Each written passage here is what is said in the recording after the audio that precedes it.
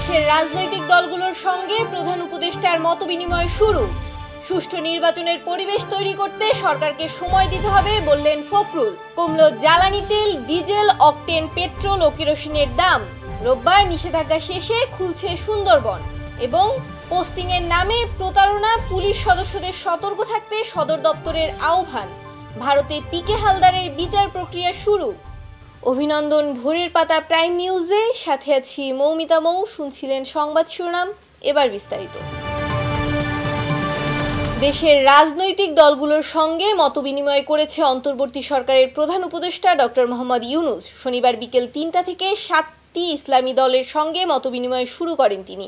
এদিন বিকেল ৩টার আগে প্রধান উপদেষ্টার সরকারি বাসভবন যমুনায় ইসলামী আন্দোলন, খেলাফতে মজলিস, বাংলাদেশ খেলাফত মজলিস, হেফাজতে ইসলাম, জমিয়তে উলামায়ে ইসলাম, খেলাফত আন্দোলন এবং নেজামে ইসলাম এই 7টি সংগঠনের নেতাদের সাথে বৈঠক করেন প্রধান উপদেষ্টা। নতুন সরকারের মাত্র 20 থেকে 22 দিন বয়স হয়েছে। তাদের আমাদের সময় দিতে হবে, গুছিয়ে যেন একটি সুষ্ঠু নির্বাচনের পরিবেশ তৈরি করতে পারেন। আগে ভাগে বেশি কথা বলা ঠিক হবে না। সব রাজনৈতিক দল মিলে সেই আলোচনা করতে গিয়েছিলাম। শনিবার কুমিল্লার লালমাই উপজেলার ছোট শরীফপুর এলাকায় বন্যার্তদের মাঝে ত্রাণ বিতরণ করতে গিয়ে বিএনপির মহাসচিব মির্জা ফখরুল ইসলাম আলমগীর এসব কথা বলেন। তিনি বলেন, আলোচনা করে বসে সবাই যা চায় সেভাবে একটি নির্বাচনের ব্যবস্থা করতে হবে, কিন্তু দ্রুততার সঙ্গে জনগণের যে দাবি, জনগণের প্রতিনিধির হাতে ক্ষমতা তুলে দিতে হবে, জনগণের সরকারের হাতে ক্ষমতা তুলে দিতে হবে। চট্টগ্রাম, হবিগঞ্জ, সিলেট, খাগড়াছড়ি ও কক্সবাজার জেলায় বন্যা পরিস্থিতি সম্পূর্ণ স্বাভাবিক।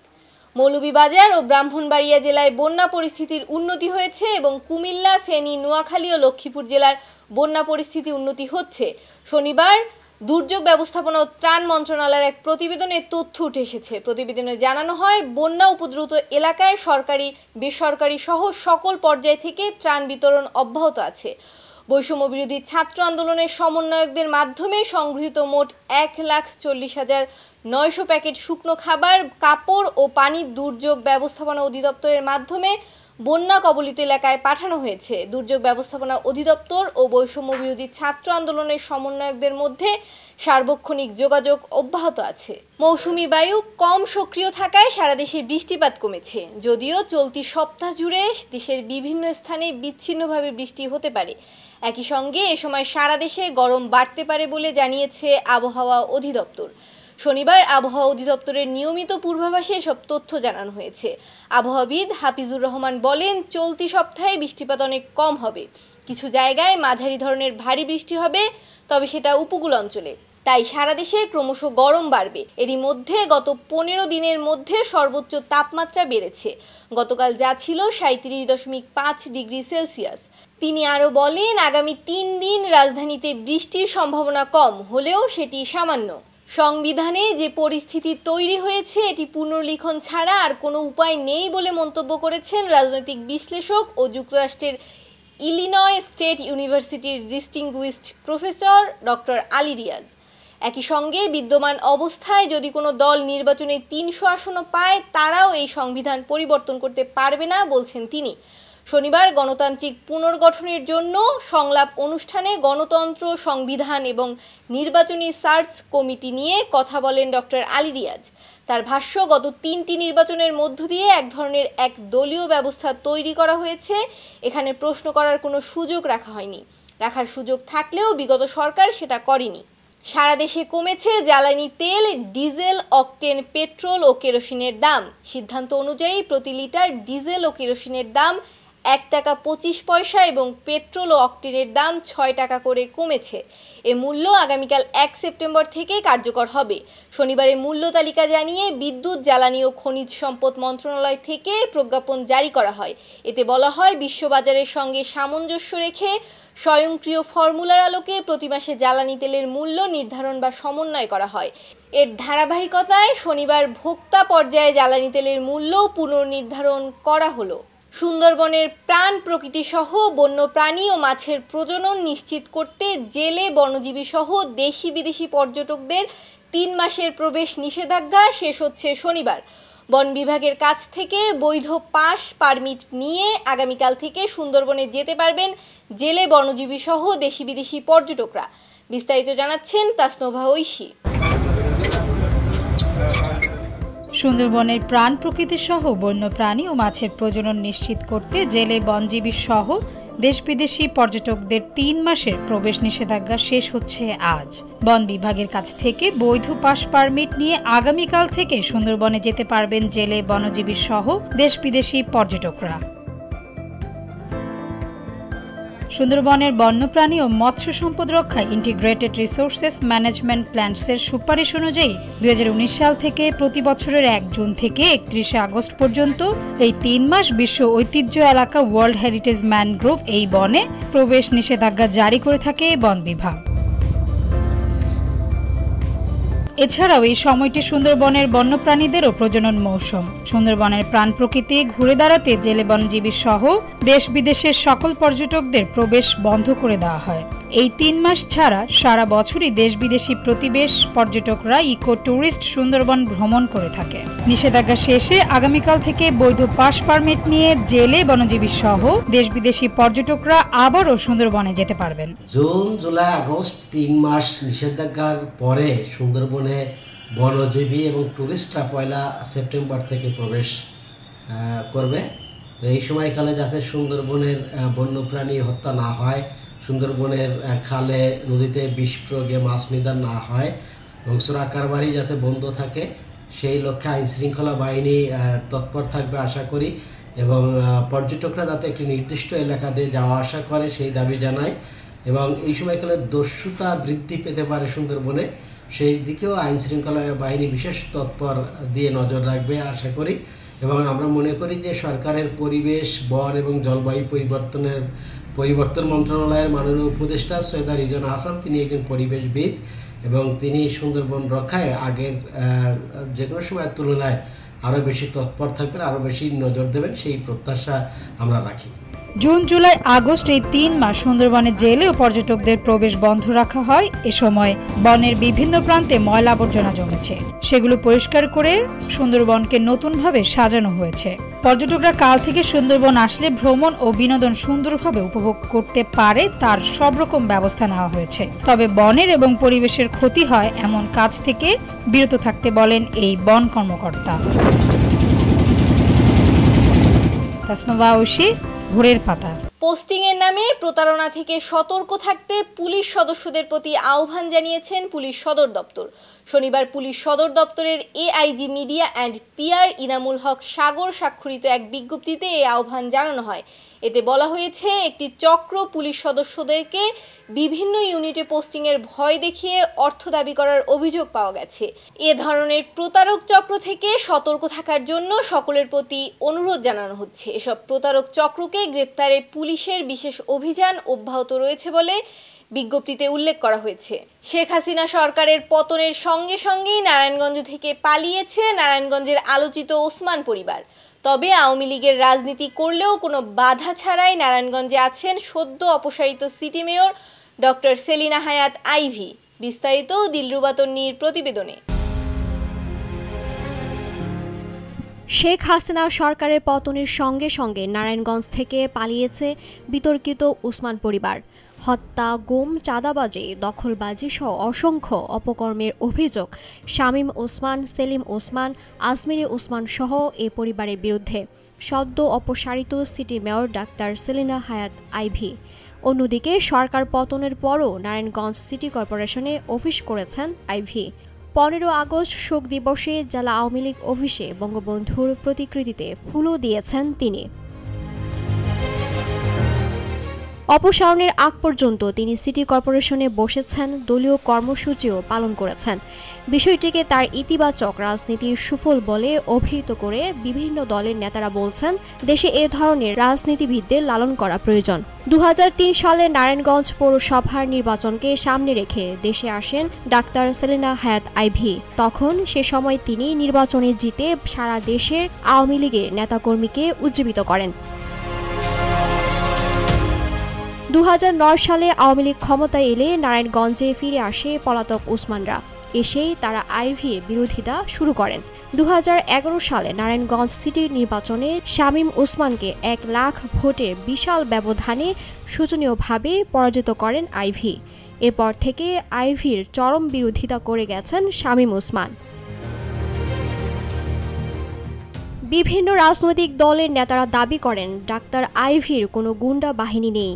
তিনি সব রাজনৈতিক দলের সঙ্গে সুসম্পর্ক রেখে চলেছেন, তাই তাকে চলে যেতে হয়নি। অন্যদিকে শামীম ওসমান ও ওসমান পরিবার নামটি অপরাজনীতির আরেক প্রতিশব্দ হয়ে দাঁড়িয়েছে। নিজ দল ছাড়া কোনো রাজনৈতিক পক্ষকেই তিনি নারায়ণগঞ্জে দাঁড়াতে দেননি, ফলে সরকার পতনের পর তাকে কেউ নারায়ণগঞ্জে দাঁড়াতে দেবে না, এটা ওসমানরা ভালোই বুঝতে পেরেছেন, তাই তারা শহর ছেড়ে পালিয়েছেন।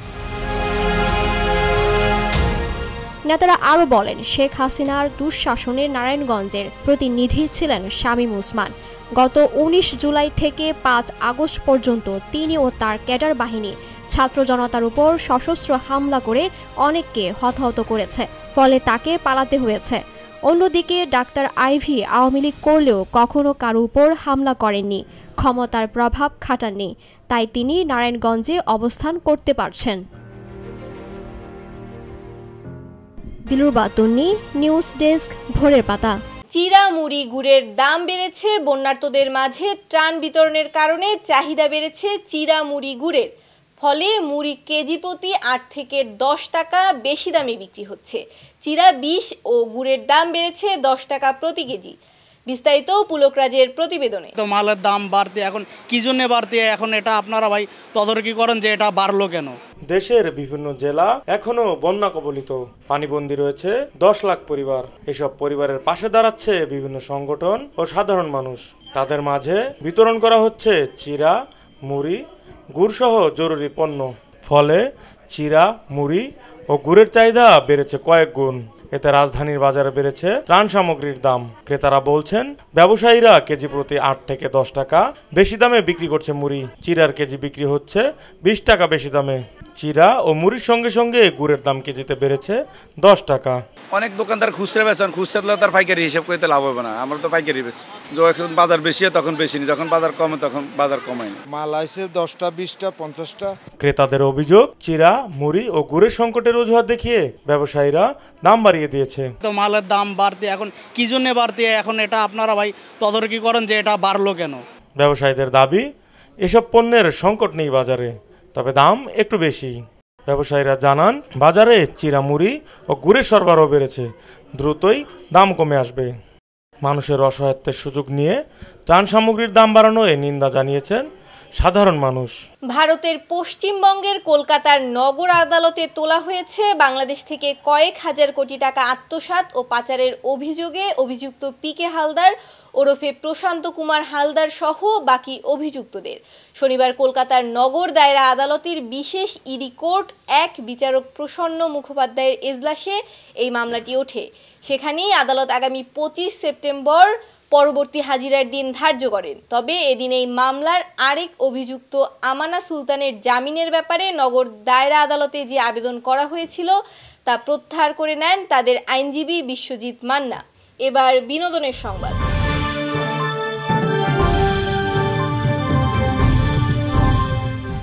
স্মরণকালের ভয়াবহ বন্যার কবলে পড়েছে দেশের বেশ কিছু অঞ্চলে। বন্যা কবলিত মানুষদের সাহায্যের হাত বাড়িয়ে দিয়েছেন দেশের বিভিন্ন শ্রেণী পেশার মানুষ, যাদের মধ্যে রয়েছেন তারকারাও। তবে সাকিব রয়েছেন আড়ালে। বিস্তারিত বৃষ্টির প্রতিবেদনে। স্মরণকালের ভয়াবহ বন্যার কবলে পড়েছে দেশের বেশ কিছু অঞ্চল। এখন পর্যন্ত বিভিন্ন জেলায় ৫৯ জনের প্রাণহানি খবর পাওয়া গেছে, যেই সংখ্যা আরও বাড়তে পারে বলেই ধারণা করা হচ্ছে। এমন অবস্থায় বন্যা কবলিত মানুষদের সাহায্যে হাত বাড়িয়ে দিয়েছেন দেশের বিভিন্ন শ্রেণী পেশার মানুষ, যাদের মধ্যে রয়েছেন তারকারাও। যে যার সাধ্যমতো চেষ্টা করে গেছেন বন্যার্তদের পাশে দাঁড়াতে। সামাজিক যোগাযোগ মাধ্যমেও বেশ সরব ভূমিকায় দেখা গেছে তারকাদের। বিভিন্ন প্রচারণামূলক কর্মকাণ্ড থেকে শুরু করে বন্যা কবলিত এলাকায় ছুটে যেতে দেখা যাচ্ছে তাদের। তবে এক্ষেত্রে ব্যতিক্রম চিত্র দেখা মিলছে ঢাকাই সিনেমার শীর্ষ নায়ক শাকিব খানের। দেশে বন্যা পরিস্থিতি শুরুর পর থেকেই নীরব ভূমিকায় রয়েছেন এই নায়ক, যেন কোথাও দেখা নেই তার। ভক্তরাও তাই প্রশ্ন তুলছেন, কোথায় শাকিব? চলমান বন্যা পরিস্থিতিতে দেশের সিনেমা ইন্ডাস্ট্রির সবচেয়ে বড় তারকার কাছে প্রত্যাশার পারদও বেশি, কিন্তু শাকিবকে সেভাবে সরব দেখা যায়নি। ভক্ত অনুরাগীদের প্রত্যাশা ছিল দেশের বিরাট বড় এই দুর্যোগে অসহায় মানুষের পাশে দাঁড়াবেন তিনি, অন্যদেরও এগিয়ে আসার বার্তা দেবেন। কিন্তু সাকিব রয়েছেন অদ্ভুত নীরবতায়। দুর্যোগ নিয়ে টু শব্দ করেননি নায়ক। যদিও তার দুই স্ত্রী চিত্রনায়িকা অপু বিশ্বাস ও শবনম বুবলিকে বন্যা পরিস্থিতি নিয়ে বেশ সরব দেখা গেছে। এরই মধ্যে বুবলি বন্যা কবলিত এলাকায় ত্রাণ বিতরণ কর্মসূচিতেও অংশ নিয়েছেন। তবে সাকিব রয়েছেন আড়ালে। অনেক দিন ধরে কোনো সিনেমার শুটিংয়ের কাজেও ব্যস্ত নেই এই নায়ক, যে কারণে তার প্রতি ভক্তদের ক্ষোভও সৃষ্টি হচ্ছে। অনেকেই কড়া সমালোচনায় মেতেছেন। সামাজিক যোগাযোগ মাধ্যমে সাকিবকে উদ্দেশ্য করে একজন লিখেছেন, আপনি শুধু টাকা ইনকাম করে যান, আর কিছু ভাবতে হবে না। আবার কেউ লিখেছেন, দেশের চরম দুঃসময়ে ঘুমিয়ে আছেন সাকিব খান, এভাবে সবসময় দেশের বিপদে ঘুমিয়ে থাকুন। এদিকে শোনা যাচ্ছে সাকিব বর্তমানে যুক্তরাষ্ট্রে অবস্থান করছেন। সেখান থেকে শীঘ্রই ভারতের নতুন একটি সিনেমার শুটিংয়ে অংশ নেবেন। এই সিনেমায় তার সঙ্গে আবারও জুটি বাঁধতে দেখা যেতে পারে ওপার বাংলার ইধিকা পালকে। এবার খেলাধুলার সংবাদ। ক্ষমতার পালা বদলের সঙ্গে সংস্কারের ছোঁয়া লেগেছে দেশের ক্রীড়া অঙ্গনে। ইতিমধ্যে বাংলাদেশ ক্রিকেট বোর্ডের সভাপতি পদ থেকে সরে দাঁড়িয়েছেন সাবেক সংসদ সদস্য ও ক্রীড়ামন্ত্রী নাজমুল হাসান পাপন। অনেক দিন থেকে বাংলাদেশ ফুটবল ফেডারেশনের সভাপতি কাজী সালাউদ্দিনের পদত্যাগ দাবি করে আসছিলেন ফুটবল সমর্থক ও সাবেক খেলোয়াড়রা।